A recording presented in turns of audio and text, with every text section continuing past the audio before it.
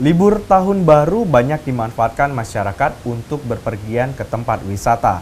Salah satunya destinasi wisata yang ada di Kota Lubuk Linggau yang sudah mulai dipadati pengunjung menjelang tahun baru.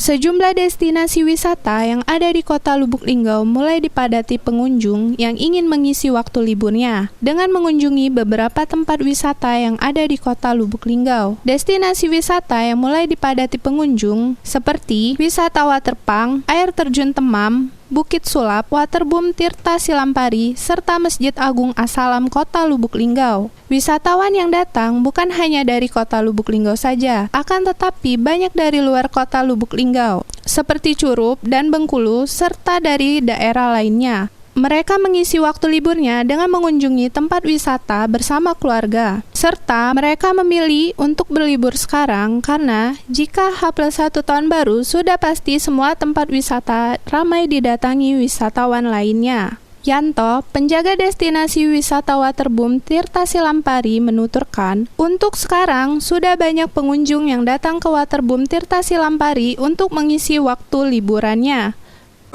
Mau liburnya adalah peningkatan hari anak sekolah kan, terutama tuh bawa anak-anaknya.